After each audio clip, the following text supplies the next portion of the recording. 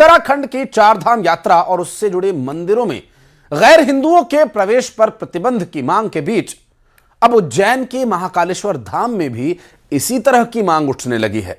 महाकाल मंदिर के पुजारी ने कहा कि मंदिर में दर्शन के नाम पर घूमने फिरने या फिर गलत नियत से प्रवेश करने वाले गैर हिंदुओं पर सख्त प्रतिबंध लगाया जाना चाहिए। उन्होंने कहा कि महाकालेश्वर मंदिर केवल एक पर्यटक स्थल नहीं है, यह सनातन आस्था का केंद्र है।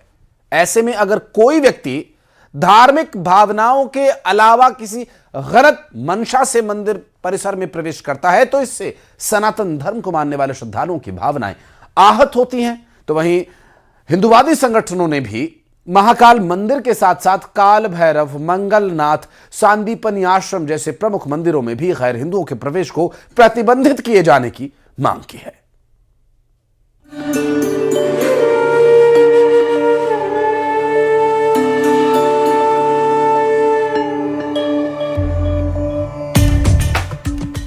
महाकाल में गैर हिंदुओं की एंट्री बैन। चारधाम के तर्ज पर उठ रही मांग, नहीं सहेंगे आस्था के साथ खिलवाड़। देवभूमि उत्तराखंड से उठी मांग अब देश के कोने कोने तक उठ रही है। प्रमुख मंदिरों में गैर हिंदुओं की एंट्री पर रोक लगाने को लेकर पूरे देश में चर्चा तेज हो गई है। उत्तराखंड के गंगोत्री धाम में गैर हिंदुओं के प्रवेश पर प्रतिबंध की खबर सामने आने के बाद देश भर की 12 ज्योतिर्लिंगों में भी इसी तरह की व्यवस्था लागू करने की मांग उठ रही है। इस मांग की शुरुआत उज्जैन के विश्व प्रसिद्ध महाकालेश्वर मंदिर से होती दिखाई दे रही है। केदारनाथ, बद्रीनारायण, चारों धाम पर गैर हिंदुओं की जो एंट्री बंद करने की जो बात की है, तो वहाँ निश्चित तौर पे ऐसा कुछ हुआ होगा जिसके लिए ये कदम उठाना पड़ रहा है। ऐसा ही अन्य मंदिरों में भी यदि केवल हिंदू सनातन की परंपरा को मानते हुए कोई आता है और वहाँ की पूरी परंपरा का निर्वाह करता है तो अनुचित नहीं है, लेकिन यहाँ आकर वो उसका दुरुपयोग करता है तो बिल्कुल हिंदू समाज ये भी यहाँ भी चाहेगा कि महाकाल मंदिर हो या 12 ज्योतिर्लिंग हो, सभी में है तो ऐसा प्रतिबंध होना चाहिए। एक मंदिर प्रशासन गैर हिंदुओं की मांग को लेकर मुखर नजर आ रहा है, तो हिंदुवादी संगठन इस मुद्दे को और तेज करते हुए महाकाल मंदिर के साथ साथ काल भैरव, मंगलनाथ और सांदीपनी आश्रम जैसे प्रमुख मंदिरों में भी गैर हिंदुओं के प्रवेश को प्रतिबंधित करने की मांग कर रहे हैं।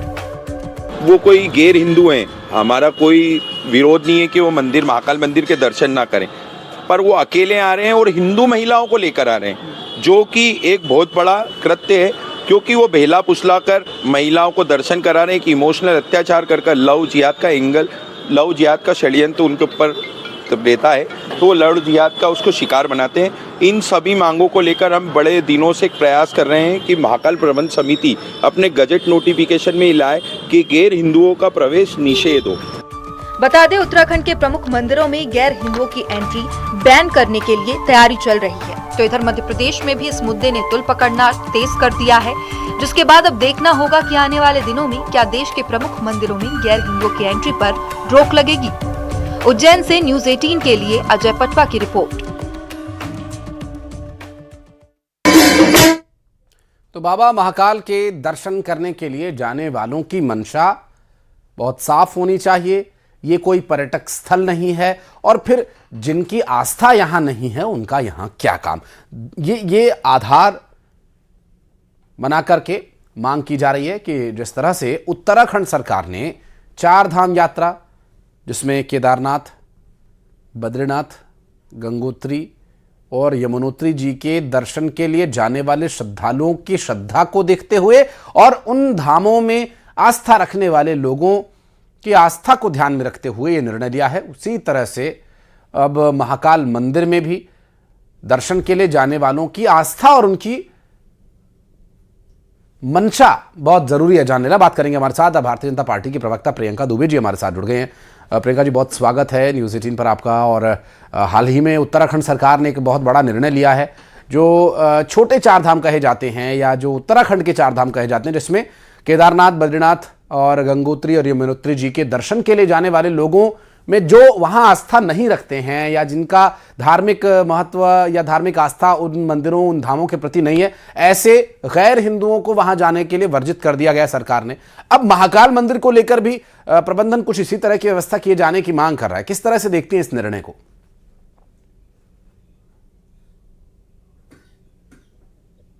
नमस्कार जी। मंदिर पूर्णतः अध्यात्म, साधना और धार्मिक आस्था के केंद्र होते हैं। जो उनकी प्रबंधन समिति तय करेगी उसके अनुसार वहां का नियमावली तय की जाए। इसमें किसी का भी हस्तक्षेप पूर्णतः वर्जित होना चाहिए। और वैसे भी जिनकी आस्था उन धार्मिक स्थानों से जुड़ी हुई ना हो, उससे पर्यटन के लिए उस स्थान पर जाना और वहां की भावनाओं को दूषित करना या किसी और प्रलोभन के लिए उस स्थान को उपयोग करना वैसे भी गलत है। परंतु ईश्वर की साधना करने का, उन्हें मानने का, उन्हें पूजने का अधिकार सभी को है। फिर भी अगर कमेटी जो भी नीति निर्देश तय करती है उसको सभी को पालन करना चाहिए। लेकिन प्रियंका जी, आस्था किसी भी धर्म में हो सकती है, ये हम और आप कैसे तय करेंगे? आपकी भी आस्था किसी की पूजा करने में या किसी और विचार के प्रति भी हो सकती है। ये तो निर्भर करता है व्यक्ति पर भी। और इस पूरी जिस तरह की अभी तक ये निर्णय लिया गया है, महंत अनिलानंद जी भी हमारे साथ जुड़ गए, उनसे भी हम बात करेंगे, उनकी भी प्रतिक्रिया जानने की कोशिश करेंगे। अजय पतवा हमारे सहयोगी उज्जैन से हमारे साथ जुड़े हुए हैं, उनके पास भी चलेंगे। महंत जी, आपके पास पहले आते हैं। न्यूज़ 18 पर बहुत स्वागत है आपका। और चूंकि चार धाम या उज्जैन में स्थित महाकालेश्वर धाम, ये ऐसी पवित्र स्थल हैं जहां पर घूमने फिरने के लिए जाना ठीक नहीं माना जाता है या नहीं होना चाहिए। ऐसा एक उचित आस्था के साथ यहां पर जाना जरूरी है, लेकिन ये आस्था सिर्फ हिंदुओं की ही होगी, ये कैसे तय होगा महंत जी?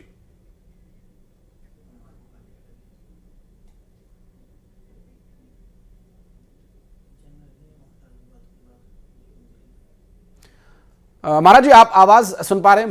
महंत अनिलानंद जी, आवाज मिल पा रही है आपको?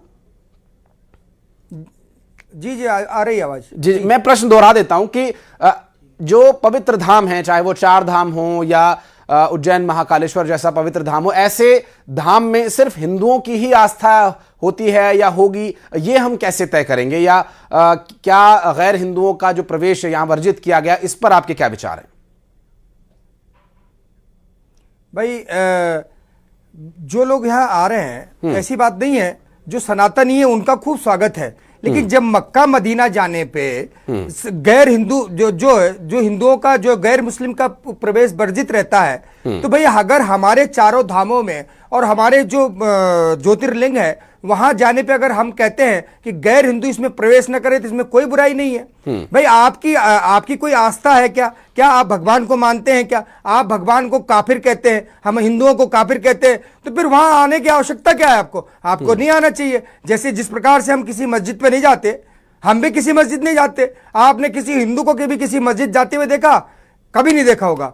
लेकिन भाई, इसीलिए हम लोग मांग उठा रहे हैं कि महाकाल मंदिर में या जितने ज्योतिर्लिंग हैं हमारे चारों धामों में, यहाँ गैर हिंदुओं का आना वर्जित होना चाहिए। ये तय करना चाहिए सरकार को भी। जी, लेकिन महंत जी, मैंने तो गैर हिंदुओं की बात की, आप सीधा मुस्लिमों पर आ गए। नहीं भाई, गैर हिंदू है कौन? वही तो है भाई। गैर हिंदू का मतलब है क्या? वही एक ही ले दे के एक ही मतलब है। ईसाइयों को आप गैर हिंदू नहीं मानते? रखी है जी। ईसाइयों को गैर हिंदू नहीं मानते महाराज जी? ईसाई भी गैर हिंदू हैं। नहीं, हम तो गैर हिंदू, जो सनातनी नहीं है वो गैर हिंदू है भाई। उसमें चाहे ईसाई हो, चाहे मुस्लिम हो। आपने उदाहरण सिर्फ गैर मुस्लिमों का दिया, इसके पीछे कोई विशेष कारण? महाराज जी, आपने उदाहरण मक्का मदीना का ही दिया, आप चर्च का भी उदाहरण दे सकते थे। इसके पीछे कोई विशेष वजह आप अगर बताना चाहें तो? भाई देखिए, मैंने इसलिए मुस्लिमों का उदाहरण दिया कि वहां मुस्लिम ही जाते हैं और उसके महाकाल के आसपास मुस्लिमों की होटलें हैं, दुकानें हैं। वो लोग मंदिर में घुसने की कोशिश भी करते हैं। हाँ। और फिर कभी कोई दुर्घटना हो जाए तो फिर अगर हम लोग कोई मांग रखते हैं तो लोग कहते हैं साहब आप बवाल कर रहे हो।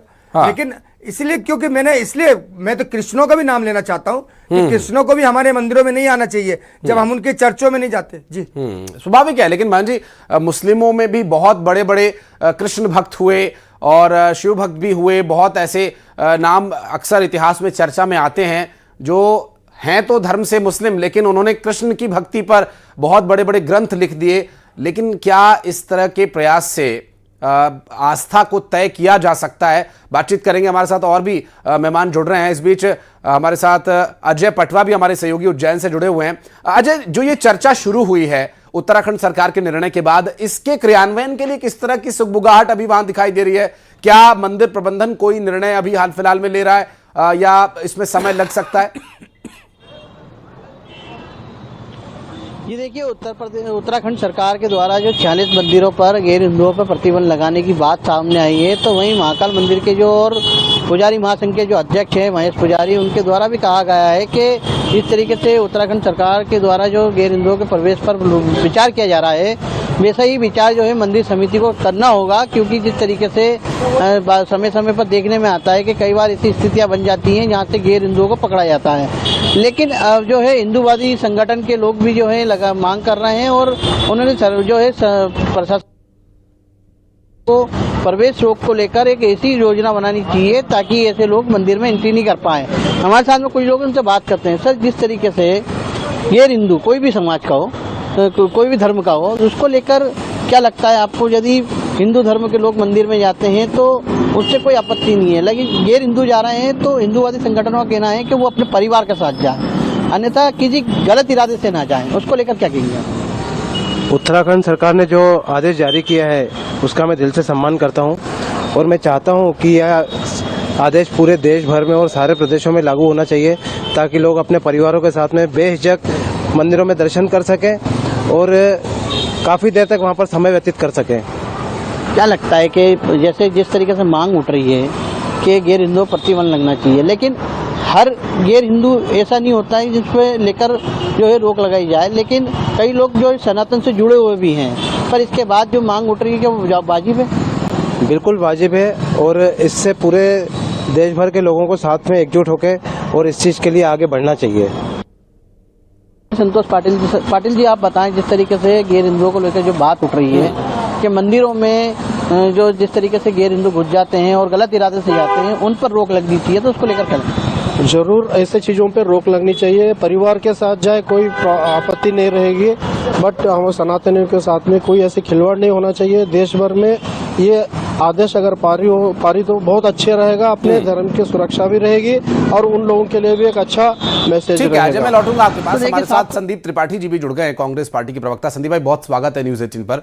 और अभी जब उत्तराखंड सरकार का निर्णय आया, अगर आपने देखा होगा, तो वहां पर गैर हिंदुओं का पहले जिक्र हुआ, फिर उसमें जैन, सिख और बौद्ध धर्म के लोगों या संप्रदाय के लोगों का विशेष रूप से उसमें ये कहा गया कि ये इसमें शामिल नहीं है। तो फिर सीधा मुस्लिम या क्रिश्चियन कह करके इसे क्यों नहीं संबोधित किया गया? देखिए सर, पहली बात आप समझिए कि भारतीय जनता पार्टी वो पार्टी है जो सनातन धर्म के शीर्ष पर बैठे हुए शंकराचार्य और उनके साथ चल रहे बटकों को चोटियां पकड़ पकड़ कर पटक पटक के मारते हैं। मैं इसी प्रयागराज का रहने वाला हूं सर। मतलब जो जबरदस्त जो है मारपिटाई उनके साथ होती है, मतलब लातों से, घूसों से, जूतों से मारा जाता है, उसको कहीं ना कहीं काउंटर करने के लिए और यूजीसी पर जिस तरीके से सवर्ण समाज जो अगुवाई करता है धर्म की, उसको एक संतावना देने के लिए इस तरीके के निर्णय लिए गए हैं। नहीं, मैं ये पूछना चाहता हूं कि मोदी जी देश के प्रधानमंत्री हैं, भारतीय जनता पार्टी के शीर्ष नेता है। वो जो है फ्रांस के राष्ट्रपति को काशी लेके जाते हैं मंदिर, तो मोदी जी ने गलत किया। इसका मतलब धामी जी कह रहे हैं कि मोदी जी आपने गलत काम किया है। वो वही लेकर गए जस्टिन ट्रूडो को जो है अक्षरधाम मंदिर दिल्ली में, तो मतलब वो कह रहे हैं कि मोदी जी आपने गलत किया है। शिंजो आबे जी को लेके जाते हैं, ट्रंप के परिवार को लेके जाते हैं, मोदी जी लेके जाते हैं, मतलब पंडा बन के। तब वो अच्छा होता है, किस लिए कि वो अमीर है या किसी देश के राष्ट्राध्यक्ष है, तब वो गैर सनातनी नहीं रह जाते। लेकिन अगर और कोई जो है गैर सनातनी जिसकी आस्था हो भगवान में, वो मंदिर जाना चाहे तो इनके पेट में दर्द होगा। ये हिंदू मुस्लिम करने के लिए ड्रामेबाजी करेंगे। ये बहुत ही दुर्भाग्यपूर्ण है। अभी आपने पूछा कि रसखान से लेके बहुत सारे ऐसे कवि रहे हैं जिन्होंने जो है सनातन पर इतना बढ़िया जो है हमारे धर्म के बारे में, हमारे जो है देवी देवताओं को लेकर इस तरीके की रचनाएं की हैं, जिनको जो है आज अच्छे अच्छे कथावाचक अपने कथावाचन में करते हैं उनका प्रयोग, बड़े बड़े कथावाचक। और ये यहाँ ड्रामेबाजी चल रही है। सिर्फ और सिर्फ ये जो है बांटने की राजनीति है। नहीं संदीप भाई, मैं ये कहता हूं, लेकिन इसके पीछे भी तो वजह आती है ना सामने। फिर वो जिक्र होता है मक्का मदीना का कि वहां पर गैर मुस्लिमों की एंट्री नहीं है, और कई ऐसी मस्जिदें हैं जहां पर गैर मुस्लिमों की एंट्री नहीं है। तो ये फिर हिंदू धर्म या सनातन धर्म के जो आस्था के केंद्र है वहां पर क्यों नहीं लागू होना चाहिए? फिर ये सवाल उठता है त्रिपाठी जी। देखिए, नहीं, मैं मक्का की बात नहीं करूंगा ना। मैं भारत के कौन से मस्जिद है जहां पर आप ये कहते हिंदू नहीं जा सकता? हर जगह जाते हैं। आप बाहर की बात क्यों कर रहे हैं? वो तो मुस्लिम कंट्री है, वो तो घोषित एक कट्टर एक धर्म का देश ही है।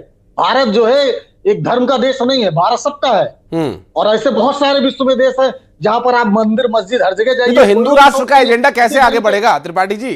हिंदू राष्ट्र का एजेंडा कैसे आगे बढ़ेगा? वो तो अक्सर गाये बगाए चर्चा का विषय रहता ही है।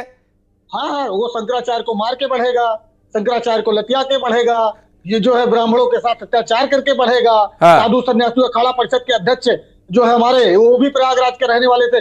सनातन शंकराचार्य के बाद आता है पद हमारे यहाँ धर्म में अखाड़ा परिषद के अध्यक्ष का, जो 13 अखाड़ों के मुखिया होते हैं। हमारे यहाँ उत्तर प्रदेश में उसकी हत्या हो जाती है, लेकिन ये नकारे निकम्मे लोग ढोल पीटेंगे कि हम हिंदू राष्ट्र बना रहे हैं। जवाब ले लेते हैं, प्रियंका जी हमारे साथ है, आपकी जवाब ले लेते हैं। हिंदू राष्ट्र ऐसा बनेगा कि आप हमारे धर्म प्रियंका जी सम्मानित करिएगा, माफी तक नहीं मांगेगा, 11 दिन बाद वो बिना स्नान के चले जाएंगे और आप कहेंगे कि हिंदू राष्ट्र बना रहे हैं। संदीप भाई जवाब ले लेते हैं, प्रियंका जी से जवाब ले लेते हैं। जवाब भी ले लीजिए जी। जितनी बातें आज आप कर रहे हैं संदीप जी, करपात्री जी महाराज के समय आप लोगों ने मौन धारण कर लिया था। हाँ बिल्कुल, हम उस बताएंगे दिन आप लोगों की ये बातें अगर प्रबलता से निकल के त्रिपाठी जी सुनिए त्रिपाठी जी सुनिए ना, मैं आऊंगा, समय पूरा आपको पूरा समय दिया ना, आप सुनिए तो सही, सुनिए ना संदीप भाई, सुनिए, मैं आ रहा हूँ, सुन लीजिए प्लीज प्लीज। त्रिपाठी जी सुनिए तो सही, सुन लीजिए, मैं फिर आऊंगा, समय दूंगा, जवाब दीजिएगा। ठीक है। और जब आप गैर हिंदू हिंदू की बात कर रहे हैं, जब ऐसे कई धार्मिक स्थान होते हैं, स्पेशली मस्जिदों में जब महिलाओं का प्रवेश वर्जित रहता है, तब आप लोगों का ये ज्ञान कहीं नजर नहीं आता। उस समय आप लोग को ह्यूमन राइट्स नजर नहीं आते। उस समय उन महिलाओं के अधिकारों को संरक्षित करने के लिए आप लोग की आवाजें नहीं निकालती। और जब 3 तलाक के नाम पे धार्मिक मान्यता के अनुसार पे आप एक अलग से बोर्ड बना देते हो, तब आप लोग मौन धारण कर लेते हो और यहाँ चैनल पे बैठ करके आज आप बातें कर रहे हो। और उसी यूजीसी की आप बात कर रहे हो जिसके जो प्रेसिडेंट है वो आपके दिग्विजय सिंह जी रहे, उनके सामने अनुमोदन। आ रहा हूं त्रिपाठी जी, आ रहा हूं मैं, सुनिए। तो जवाब सुनने की काबिलियत भी रखा करिए संदीप जी। और आप इतनी जो स्वर्णों की बातें कर रहे हैं, आप तो खुद स्वर्ण, आपने कितना विरोध किया यूजीसी का बताइए मुझे, तब मैं चर्चा करती हूँ आपसे उसके बारे में। तो किसी भी चीज का मिस इंटरप्रिटेशन करने से बेहतर है कि आप लोग सार्थक चर्चा करें।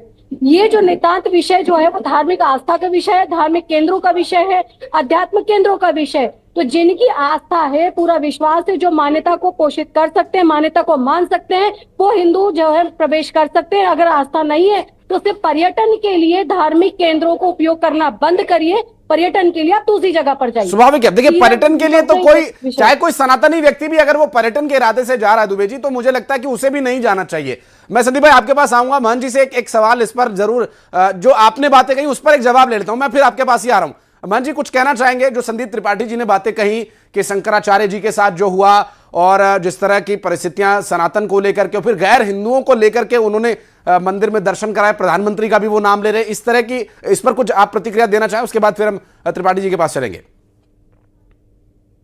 मान जी, देखो त्रिपाठी जी का कहना है कि भैया वो मक्का मदीना मुस्लिम राष्ट्र है, तो हमें भैया ये भी तो हिंदू राष्ट्र है भैया, जहां हिंदू रहेंगे वो हिंदू राष्ट्र है। और दूसरी बात, मैं शंकराचार्य जी की बात कहूं तो शंकराचार्य जी बहुत सम्मानीय है, हम बहुत उनका आदर करते हैं, अभिमुक्तेश्वरानंद जी का, लेकिन उनको भी थोड़ा संयम रखना चाहिए था। अगर वो जा रहे थे तो पहले परमिशन में, भैया पहले सूचना देते, बगैर सूचना के चले गए, बगैर सूचना के भीड़ में आप चले गए, वहां अफरा तफरी का माहौल हो गया, तो पुलिस करती क्या भाई, पुलिस को मजबूरन जो है वहां जो है उनसे छीना झपटी करना पड़ी। और उसमें बहुत सारे वीडियोस में आप देखेंगे कि उनके जो छोटे छोटे बटुक हैं वो पुलिस की वर्दी पे किस तरीके से हाथ डाल रहे हैं, ये किसी ने नहीं देखा। भाई ठीक है महाराज जी, मैं माफी के साथ आपको रोकना चाहूंगा। संत है त्रिपाठी जी 10 सेकंड कुछ आप कंक्लूड करना चाहे, क्योंकि समय नहीं है जी।